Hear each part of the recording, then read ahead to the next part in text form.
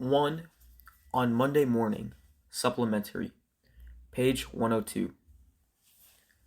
Monday morning found Tom Sawyer miserable. Monday morning always found him so because it began another week's slow suffering in school.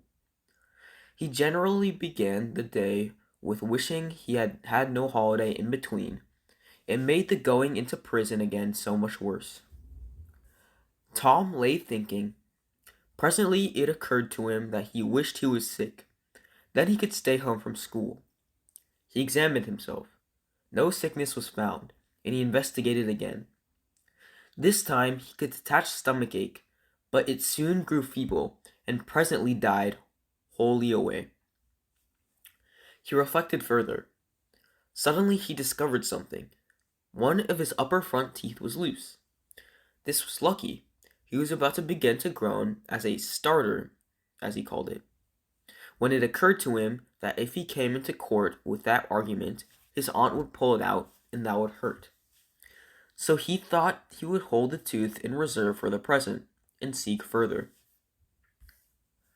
Nothing offered for some little time, and then he remembered hearing the doctor tell about a certain thing that laid up a patient for 2 or 3 weeks and threatened to make him lose a finger. So the boy eagerly drew his sore toe from under the sheet and held it up for inspection. But now he did not know the necessary symptoms.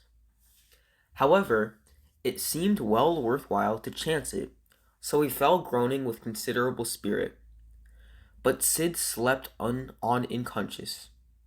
Tom groaned louder, and fancied that he began to feel pain in the toe. No result from Sid. Tom was panting with his exertions by this time. He took a rest and then swelled himself up and fetched a succession of admirable groans. Sid snored on. Tom was aggravated. He said, "Sid, Sid," and shook him. This course worked well, and Tom began to groan again. Sid yawned, stretched, then brought himself up on his elbow with a snort and began to stare at Tom. Tom went on groaning. Sid said, "Tom, say, Tom." "Here, Tom. What is the matter, Tom?" And he shook him and looked in his face anxiously. Tom moaned out, "Oh, don't, Sid. Don't shake me." "Why, what's the matter, Tom?"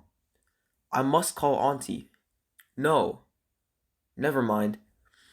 It'll be over by and by, maybe. Don't call anybody." "But I must."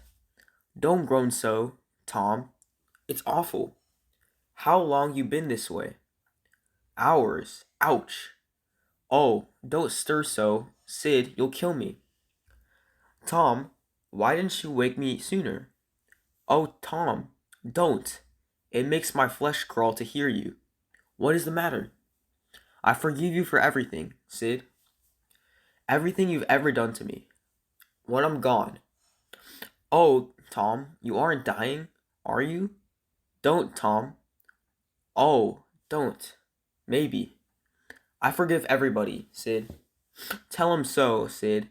And Sid, you give my window sash and my cat with one eye to that new girl's that's come to town, and tell her." But Sid had snatched his clothes and gone. Tom was suffering in reality. Now, his imagination was working well, and so his groans had gathered quite a genuine tone.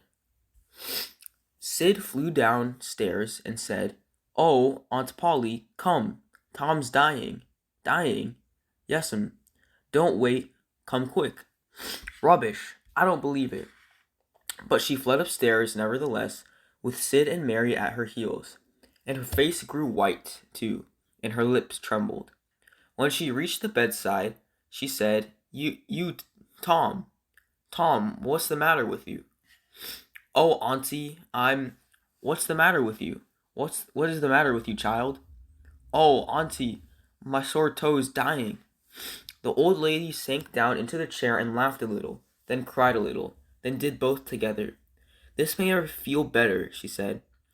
"Tom, what a turn you did give me. Now you shut up that nonsense and climb out of this." The groans stopped and the pain vanished from the toe. The boy felt a little foolish, and he said, "Aunt Polly, It seemed dying, and it hurt, so I never minded my tooth at all. Your tooth, indeed. What's the matter with your tooth? One of them is loose, and it aches perfectly awful. There now. Don't begin that groan again. Open your mouth.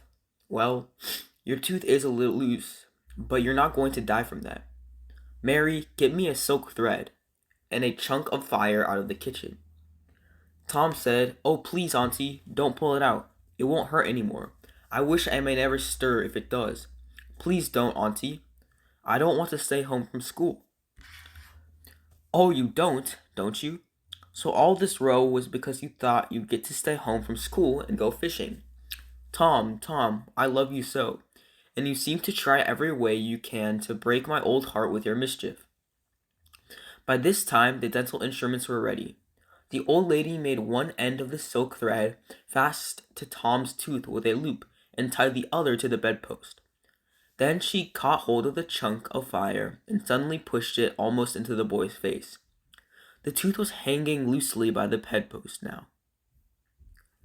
Glossary: panting, breathing quickly, exertions, effort, aggravated, irritated, snort, a cry made me to show happiness, anxiously, tensely, loop, curve.